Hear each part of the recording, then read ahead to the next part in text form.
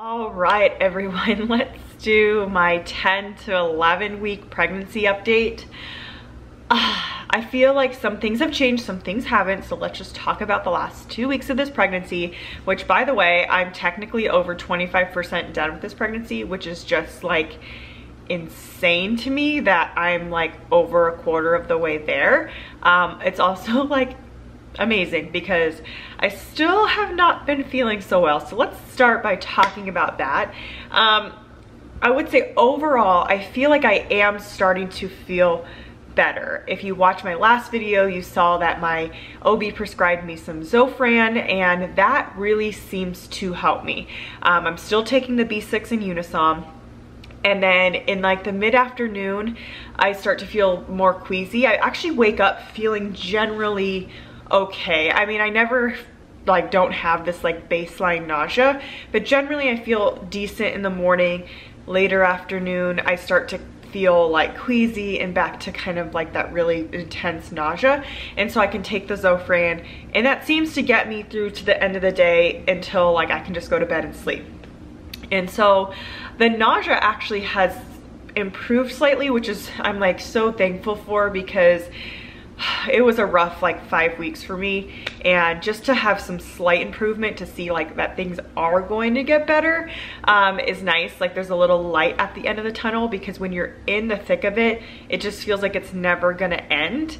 And so I've been okay the last couple weeks as far as just managing my nausea. I actually went like a week and a half without any vomiting, and then last night I ended up throwing up. I worked all day, and then I just got home and I was nauseous. Like I couldn't quite get it under control, even with eating. So I tried to take my medicine before bed, and I like threw it up. It came on so sudden, I could not control it, and it was gross. So I actually today am feeling probably the worst that I felt in the last like week and a half or so. And I just attribute that to when I threw up last night. Normally, like I would try to eat something afterwards so I don't go to bed on an empty stomach, but I was like, oh, I should be fine. Like, I'm just gonna go to bed. So went to bed on like a super empty stomach, because I literally had just thrown up everything I'd eaten in probably the last like 4 hours. And woke up this morning super nauseous, and I'm just so nauseous today. I can't seem to like quite shake it, even with eating and taking Zofran, and it's there. So it's kind of a hard day for me to make this video, because I literally was like, oh my gosh, I can't wait to like update on how I'm actually starting to feel better. And then today I just feel kind of blah. So I'm hoping that this is just an out of the ordinary kind of day for me. But what else? I am definitely like showing, I'm starting to have a little bit more of a pronounced bump. It's still like in the awkward stages of like, are you pregnant? Are you chubby? But definitely I'm starting to get a little bit of a bump. I also bought a bunch of maternity clothes, so I'm thinking about doing like a maternity clothes little haul video, if that's something you guys are interested in. I don't know. I just bought a bunch of like basic stuff from Shein, which if you don't know what that company is, it's like really inexpensive clothing. So I was like, I just want to get a bunch of different things, but I don't necessarily like have to wear them for long term. So I don't want to like spend a bunch of money. So I spent like $100 and got like 15 items or something ridiculous. But yeah. Otherwise, what else has been going on? Let's talk a couple like logistical things, because I am getting lots of questions on the gender and C-section, Vback, all of those things. So let's discuss the gender.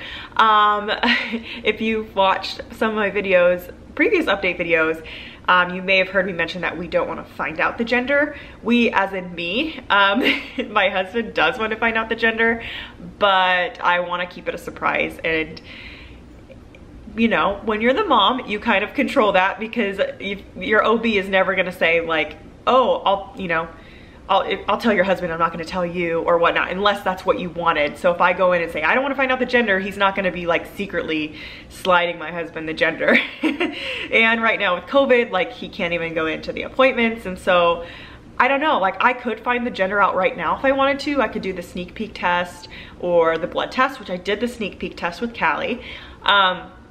But I just have like no desire to find out, honestly. Like, I really want to keep it a surprise, and maybe as time goes on I'll be a little more tempted to want to find out, but I feel like it's just set in my mind, like it's gonna be a surprise, and I'm excited to keep it that way. A lot of people have been like either super pro keeping it a secret, like a surprise, and then some people feel so strongly the other way, and when people are like, no, you need to find out, you can't not find out, it just makes me not want to find out more.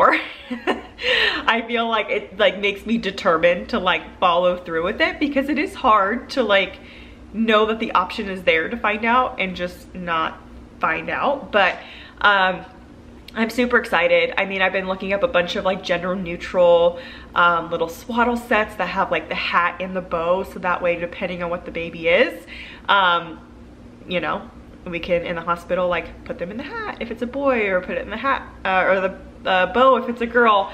And to be honest, like we have mostly everything that we need.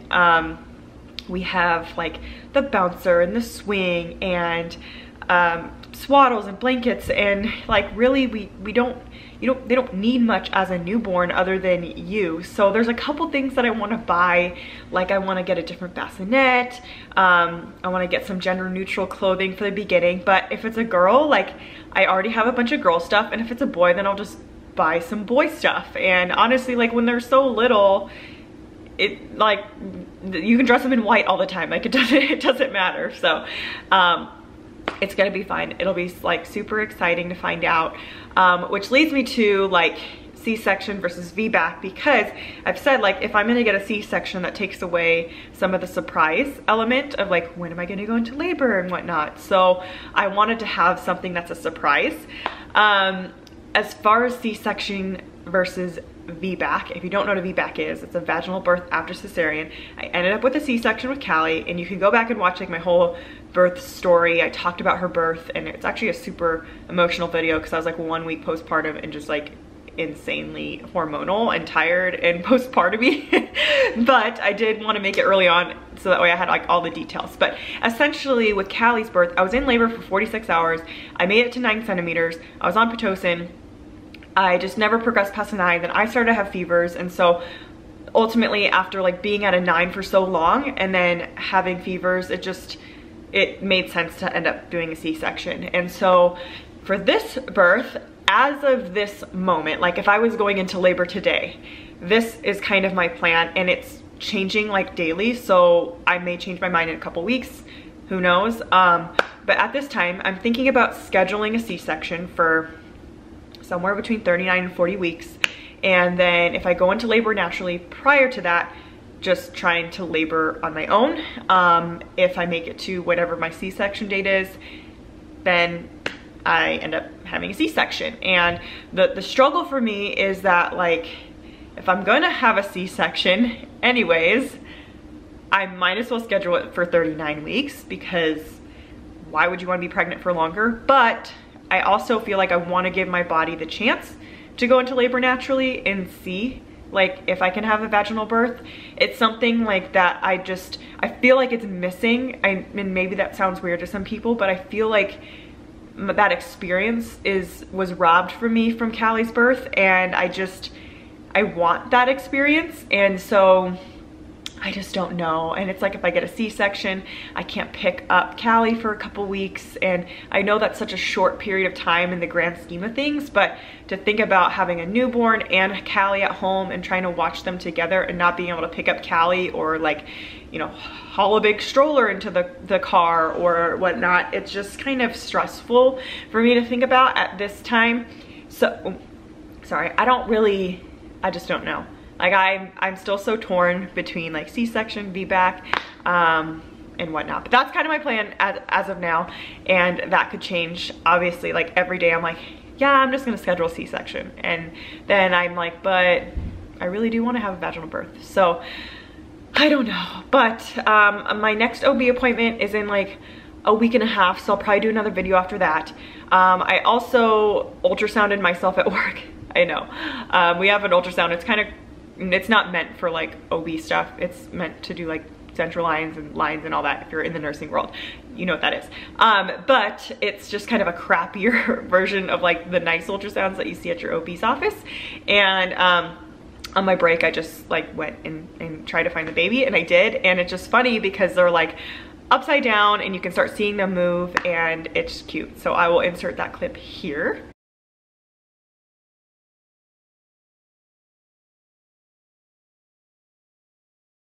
And yeah, so that is all I have to really update you guys on. I'm hoping in my next video I can be like, the fog has lifted, I feel so much better, and we'll see. I'm not quite there yet, but I do think I'm gonna get there. So let me show you my bump, and then I'll see you in my next video. So I've got maternity stuff on because I definitely don't fit in any of my regular stuff. So starting to get my little bump down here. You can definitely see, even with the clothes on, that I've got a little bit. All right, I'll see you guys in my next video. Bye.